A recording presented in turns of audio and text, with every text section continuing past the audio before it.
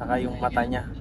Ay, grabe guys. Sorry ha, kami nang napansin. No? Napakaganda din naman kasi ng mata ni Beyonce guys. Kung talagang titigan mo yung mata ni Beyonce, talagang nakakaano siya. Nakaka-mesmerize. Nakakatunaw yung tingin niya. And hello guys, once again, welcome back to my channel. Panibagong araw at syempre panibagong reaction video na naman ang ating gagawin ngayon. So welcome back to Chloe TV. Ayan, isang maligayang araw po sa inyong lahat. Sang sulok mong kayo ng mundo. Ayan, happy Monday po sa ating lahat. No? And ayan, maraming salamat po sa ating mga solid subscribers na walang sawang sumuporta dito sa ating channel. At syempre sa pagsuporta nyo sa Kalingap, marami pong salamat. And yun na nga guys, no? Ngayon ay bibigyan natin ng reaction itong interview ni Kalingap JJ sa ating Papa Eds, no? Marami siyang mga tinatanong dito patungkol sa kanilang dalawa ni Beyonce. So ngayon malalaman natin yung mga secret ingredients kung bakit tumagal itong kanilang serye na EDSI. No? So ayan, grabe yung kung pagbabasihan po natin yung title ni Kalingap JJ dito, part 1 pa lang, pasabog na agad ang kasagutan sa katanungan tungkol sa EDSI. So ayan, walang paligoy-ligoy. Yun yung mga gusto ko, yung tipong wala nang wala nang pakime-kime, no? Direct to the point na agad yung yung sagot. So ayan, makikita natin mamaya. Pero syempre guys, kung gusto mo ng ganitong klaseng reaction video patungkol nga dito sa ating Kalingap, dito sa programa ng Kalingap, and syempre dito sa mga serye ni Kalingap Rab, huwag niyong kalimutan ang ating channel. Ayan, Chloe TV. Kung di pa kayo nakapag-subscribe, pa-subscribe naman, and isali mo na rin yung notification bell para mas updated po tayo sa ating mga gagawing reaction video dito. And of course guys, huwag din natin kalimutan, palagi ko itong sinasabi, palagi ko itong pinopromote sa inyo guys. Kung hindi nyo pa na-subscribe ang YouTube channel ni Kuya Bal Santos Matubang, suportahan natin ang kanyang programa. Syempre kay Ate Edna Vlogs, kay Kalingap Rab at si Jack Matubang. Suportahan din po natin ang ating mga keyboys, Kalingap partners, and ang ating mga charity vloggers sa Pilipinas. So kaya naman guys, relax, sit back and relax, and pakinggan natin itong mga sagot ni Kalingap Edo patungkol dito sa kanilang EDSI. Let's go! Full screen lang natin to guys.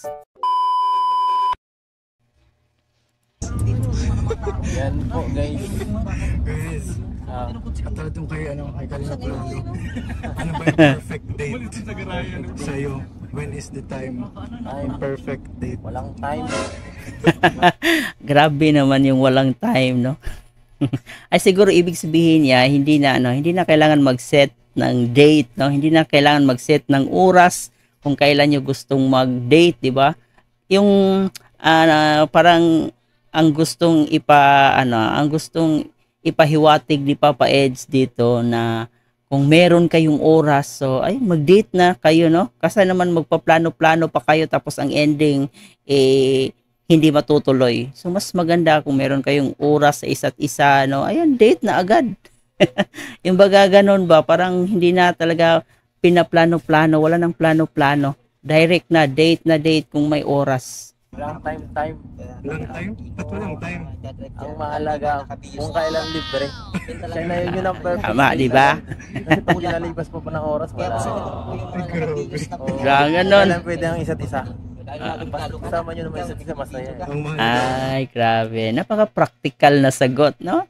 And, ayun naman, para sa akin, okay yung ganong klaseng technique na hindi na kayo mag-set ng anong date, anong oras. Ang importante kung magkasama kayo ngayon, ayan, date na yan.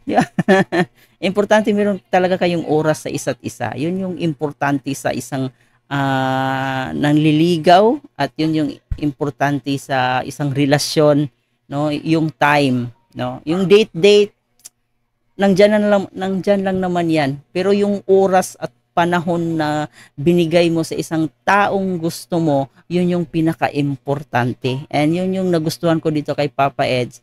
Talaga yung sagot niya, napaka-practical, no? May time talaga. Mahalaga May time. Oo. Grabe naman yun, may time agad. Basta ano guys, alam mo na. Ayan, pangalawang question ko, Eds. Okay. What is your love language? Ayun, love language. Ano na palagi ko itong naririnig, no? Love language. Kay Papa Joms, nalaman natin ano yung love language nila Carla. Ngayon kaya guys, ano kaya yung love language ni Papa Eds para dito kay Beyonce? Yung pinupuri mo siya. Yung act of service, yung pinagsisilbihan mo. Tapos may quality time. Quality time. Ganun ba? Sa akin siguro. Sa akin siguro parang Hindi ako maano eh. Wala kang ganun. Hindi parang ako pag ako mag-ano ako sa sao parang palaging parang medyo parang laging against ako pero pagka ano kung kailangan mo ako or ano may kailangan ka sa akin hindi ako nagdadalawang isip na ano agad ako. So ibig sabihin one call away. Kumbaga, sabihan mo lang ako kung may kailangan ka. Nandito lang ako para sa'yo. Ganon ba? Parang ganon ba yung mga linyahan na yon, Papa Eds? language mo, one call away. Kasi syempre pagka ano isang tao di ba mas malakas ang dating kapag yung binibigay mo sa kanya yung effort. Grabe. So, Tama nga naman, di ba? Dapat mag-effort. Yung landinganan ng airplane ba, effort. Siyempre talaga guys, no? Isa sa pinaka-ingredients sa panliligaw or kahit meron na kayong kahit mag-couple na kayo, kahit meron na kayong anak. So dapat nandun pa rin talaga yung tinatawag na effort kasi yun talaga yung tawag doon, kumbaga magtatali sa inyong dalawa, no? Parang yun yung salitang effort, yung magtatali para mas spark pa yung mas magiging spark pa yung relasyon nyo, di ba? So ayan, effort. Yung na kailangan sabihin. So ano pala, ikaw combination ka ba ng act of services, quality time? Epektibo yun Package na. Overall package na. guys. Grabe. Epektibo yun. Grabe. Epektibo yun guys. Grabe magmahal si Happy. Epektibo pala yun. Ang swerte naman ni YP, no? Ganon ka caring, ka-effort si Habi. No? Daw tularan. Yun pala ang secret kaya pala. Dapat padamihin yung mga ganitong klaseng tao, no? Dapat sana mag-multiply pa sila sa mundong ito. Humahaba yung yung serye ng Etsy. Tama, di ba? Yun yung sikreto diyan, yung pinaka-ingredients diyan. Kumbaga yun yung pinaka-secret ingredients ni Papa Eds kung bakit talaga humahaba yung Etsy, no? Kasi yung mga lalaki talaga may may kanya-kanyang diskarte yan kung paano kunin yung isang bagay, kung paano pasasagutin yung isang babae, di ba? May tinatawag na long term, may tinatawag na short term, no? Kaya dito kay Papa Eds, nakikita natin yung long term technique, no? Long term technique na ginamit ni Papa Eds. Guys, grabe. Kasi ako na rin ang kontrabida sa aming serye. Grabe kontrabida ka na rin. Siyempre ako pang-asar ako eh. Wala nang bida-bida, no? Kontrabida na lahat. Roll yung tatlong itlog. Wala nang roll yung tatlong itlog. Wala na? Ano ba yung sikreto para... Ano ba sikreto? Tangtang na yung tatlong itlog. Minsan kasi panira yung tatlong itlog eh. Bakit hindi ngayon? Hindi naka-costume ata ngayon si Juan TV Vlogs Kasi siya na din kontrabida, si Kuya Eds na din kontrabida. Siya na rin yung bida. Oo, siya na din bida. Paano yun? Kinuha na niya lahat ng role. Bida, kontrabida na. Ako may sumisira sa aming ano. Ibigay mo na rin yung malaki mong bibiron kay Papa Eds kasi kailangan niya na yan. Tinatapos ako rin na maayos. Hindi na maayos, siya din yung nag-ano, nagsisira. Tampuhan lang, tampuhan. Tampuhan lang yun. Pangit kasi yung puro sweet. Parang parang John Carter, may tampuhan. Lahat naman yun. Tumalaan sa ganyan. Lahat naman talaga ng isang relasyon or kahit naliligaw ka pa lang, dadaan talaga sa kunting tampuhan. Ang importante, may isa sa inyo na magpakumbaba, no? May isa sa inyo na ibaba yung pride para ayun maging okay ulit. May tampuhan palagi. Bakit siya hanggang ngayon nagkakatitili pa rin siya? Ha? Hindi siya tumaan talaga nag-stay siya. Kasi isa siya sa 3 itlog na nabanggit ko. Kaya nakaganyan. Kino kaya siya natatandaan? Kasi titi niya, di mapakawala. Matag na guys. Ayan guys, pangatlong question. Is the secret ng, ano daw yung secret ng Eds? Bakit sobrang humahaba yung sarili? Parang ganyan, parang puta. Ayun, di ba? Ngayon, excited tayo. Ano kaya yung sikreto nilang dalawa, no? Kasi habang tumatagal, mas lalong minamahal yung Edsy. Habang tumatagal, mas dumarami yung nagmamahal sa Edsy. Kaya naman, itong tanong na to talagang importante. So, importante itong tanong na to. Sana masagot ni Papa Eds. Ano kaya yung sikreto nila? Bakit habang tumatagal, mas lalong nagiging maganda yung takbo ng serye? Dahil lang yun, yung mga secret ingredients. Mas binabalik-balikan. May nor cubes ba yan? Baka 4 cubes.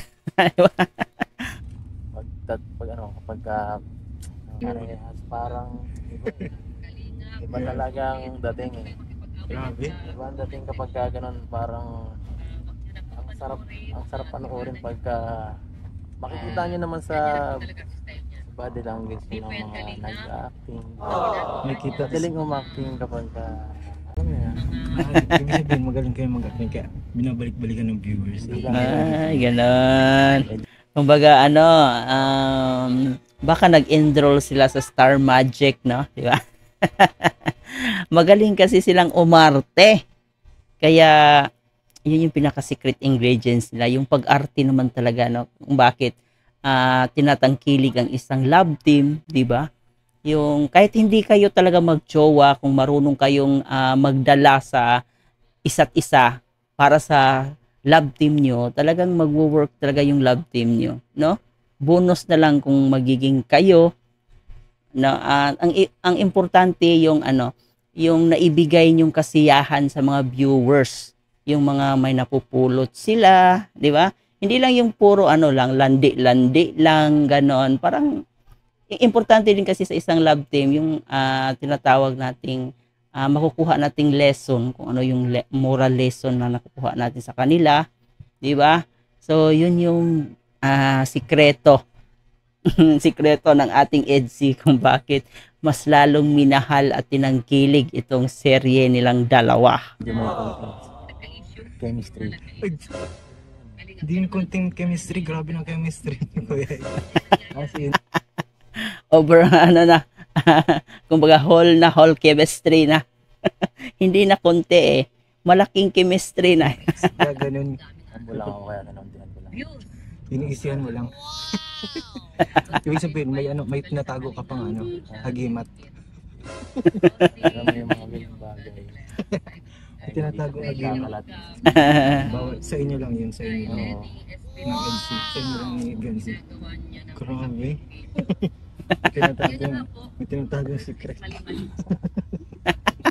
kaya, sunod. Ano ba? Ano yung favorite part ng ng Favorite ng part serye ko, nyo? serye? Oo. Ano kaya guys, kayo? Ano yung pinaka-paborito nyong part ng serye? Kasi sa akin, yung pinaka-gusto ko talaga na part, yung doon sila sa Palawan. Mas kinilig ako doon sila sa Palawan eh. Mas mas nabibigyan sila ng ano doon, quality time nilang dalawa, di ba? Mas kinilig talaga ako doon sa Palawan. Ang tambalan niya, ano yung magandang ano? Tumatak sa akin. Oo, ano yung favorite na ano? Part, yung serye. Thank you yung naglalakad. Naglalakad. Naglalakad series doon sa galing siya sa school. Ay, galing siya sa school, yun yung pinaka-favorite mo. Grabe. Di ba? Parang ano lang yun. Yung last upload lang ata yun. Yung naglalakad. Yun ba yun? Yung meaning niya? Parang kahit ako kinilig ako sa sarili ko eh. Grabe, kinilig ko sa sarili. Kinilig ko sa sarili. Garang guys. Alam niyo ba guys, yung isa sa nagustuhan ko dito kay Kalingap Edo, yung pagiging ano niya, joker, no? Hindi yung tipong seryoso lang palagi. Importante din kasi guys na may sense of humor ka, di ba? Yun yung maganda kay ano dito kay Kalingap Edo, yung alam niya kung paano sabayan yung isang tao. Grabe, kinikilig ka sa sarili niyo. Bira yan. Ay, naka-holding hands ba kayo dun? Pero parang yung ano, yung parang yung ano, yung parang kulitan. Kulit Iba yung dating din eh, parang casual lang, normal. parang sobrang ano ba? Sobrang ano. Sobrang ganda ng usapan niyo. Parang normal lang. Ibig sabihin, normal conversation na sobrang sweet yung impact. Grabe. Panoorin nyo yun guys. Panoorin nyo, recommended yun. Yung impact na parang papuntang underworld ganon. Yung simpleng ano lang nila, yung simpleng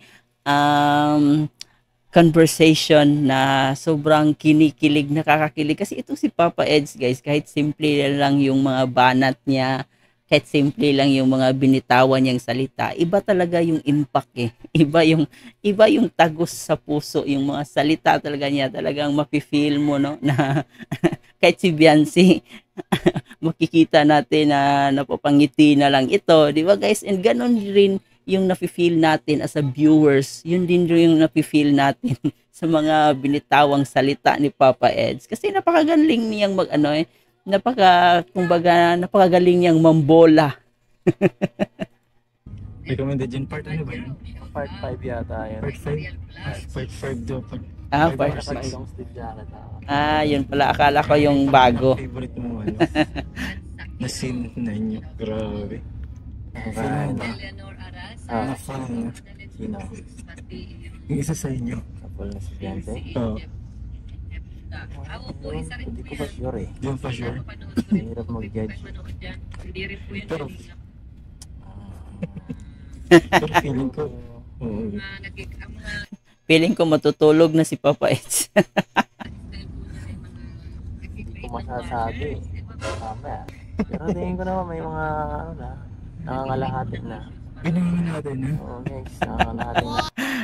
50-50. 50% pa. Pero, so, ano na ba ang latest part nyo?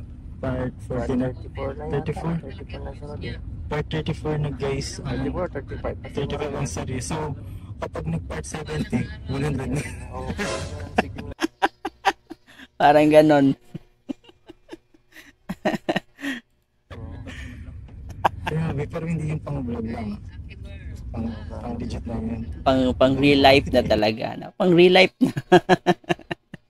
Wag lang muna ngayon kasi hindi pa pwede, di ba? Nag-aaral pa si Beyonce and si Edo naman marami pang mga responsibility na kailangan gawin, lalong-lalo na sa kaniyang mga beneficiaries, di ba? So, darating din tayo dyan. Wag lang tayong magmadali.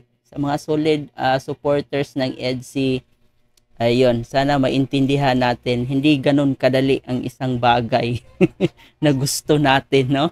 And ang importante, marunong tayong maghintay.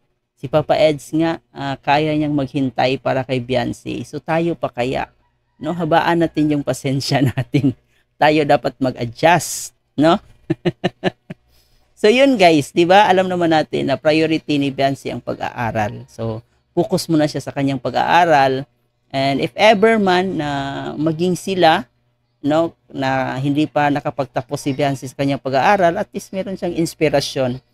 So, yun. Pinaka-main talaga dyan, focus siya sa kanyang goal na makapagtapos. And kung handang maghintay talaga si Papa Eds, kahit anong edad na siya, no, and mas mabuti yun.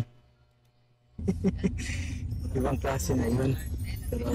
Grabe guys, yung iba, yan lang po yan maririnig guys, dito lang maririnig yung masagutan ni Habi. Dito lang mismo maririnig natin, no, sa interview ni Kalingap JJ. Huwag kalimutan si Kalingap JJ. Suportahan natin yan. Habi Bear kung saan, grabe po. May possibility na maging yung gusto niyo mangyari, yun eh. Yun eh. Yung gusto niyo mangyari, guys, madinail. Kaya mamaya, ito ko Eds, ano yung unang bagay na naiisip mo kapag nakikita mo si Biancy? Ayun. Bagay or Ano? Nakikita ko si Benz, yung nakikita ko parang ano eh. Yung ano niya, Yung ano? yung mga ngiti niya ba? yung ngipit, saka yung mata niya. Ay, grabe guys. Pareha kami nang napansin, no? Napakaganda din naman kasi ng mata ni Biancy, guys. Kung talagang titigan mo yung mata ni Biancy, talagang nakakaano siya, nakaka-mesmerize. Nakakatunaw yung tingin niya. And gusto ko yung ano niya, yung pilik mata niya, no? Na parang akong kinikilit eh.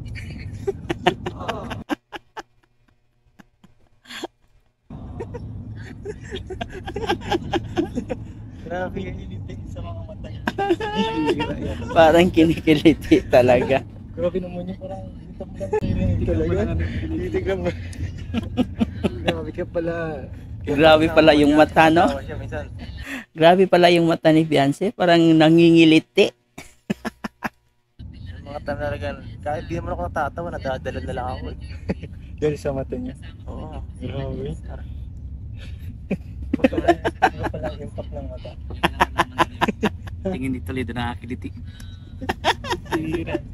Si Biancy, yung tingin daw ni Biancy, kapag tumitingin daw sa kanya, grabe daw.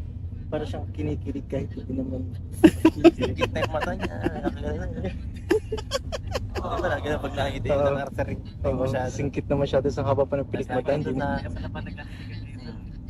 Dagdagan mo pa yung ano, dagdagan mo pa yung dimples ni Biancy. Sobrang bagay talaga sa mukha niya eh.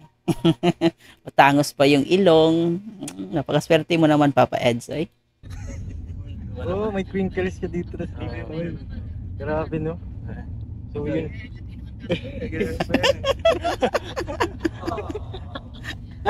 Grabe guys, grabe naman po yun.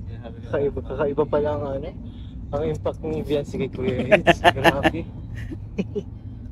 Yung ano yung pinaka best yung about kay Biancy na alam mo ngayon? Sa kanya. Ano ba? Ano yung best part sa kanya? Yun. Yeah. Pinaka-best. Part sa kanya, yung kanyang pagiging ano yung bata ngayon eh. Maalalahanin. Ay, grabe. Maalalahanin thoughtful. Oo. Ba't lagi ka ba niyang naalala? Oo, lagi lang naalala. Ay, grabe. Sana all palaging inaalala. Ay. Nakachat dati. Tapos naalala ko yung nag-booking ka niyang ano yun, nag-voice message siya ng kanta sa'yo. Ay, nagkakanta siya. Kinakanta. Sabi. Grabe, kinakantahan ka pala ni Biancy. Napatulog ako guys. Napatulog. Hindi ka makatulog. Sige nga, Grabe. kantahan mo ko. Ano yung kanta na tinakanta niya sa'yo? Ano ba yun? Yung bang kinanta mo, Kanta mo. yung Closer You and I ba yun? Ay, Ayun. grabe. Ano yung kinanta niya? Yung untitled nun. Yung ano, yung... Basta, yata namin sa episode 10 yata eh.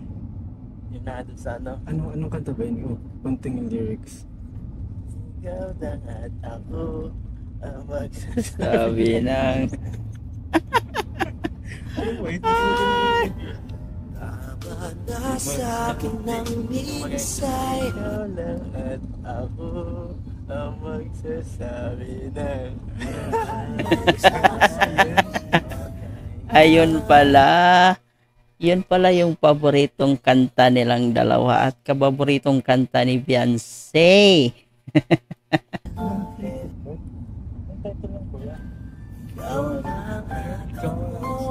Ano ba title niyan? Ano nga title niyan? Ikaw nung ang magsasabi ng ay. Hindi ko alam ang title niyan. Ano ba title niyan, guys?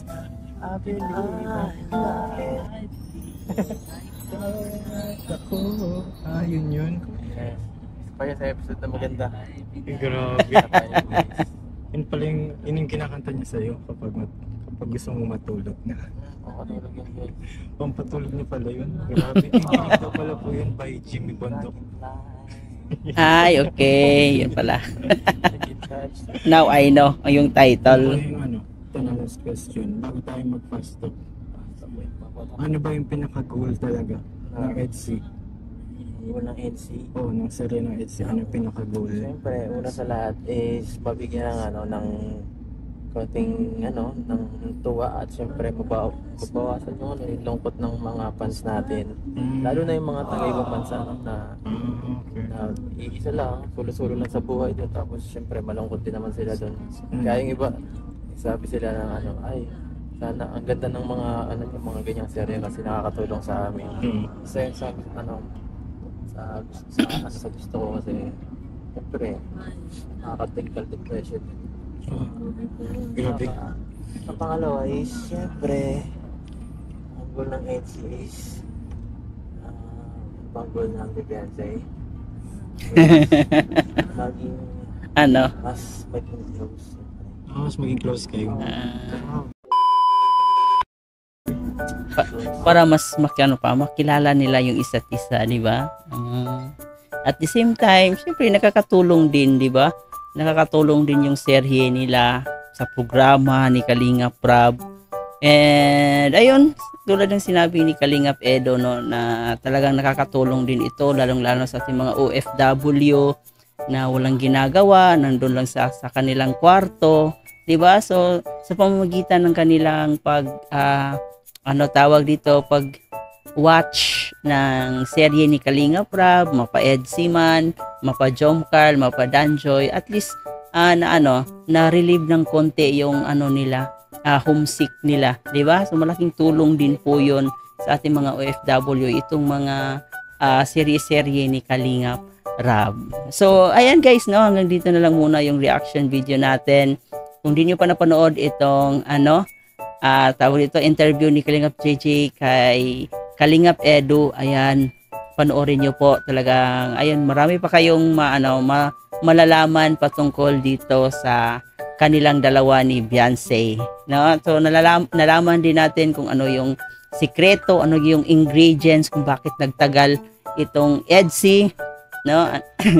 So ayun, ang importante magkaintindihan silang dalawa, nandun yung tinatawag na understanding, no, para mas lalo pang tumagal. At syempre doon sa mga sinabi niya na dapat bigyan din ng effort, 'di ba? So dapat talaga mag-effort ka bilang isang nanliligaw, no?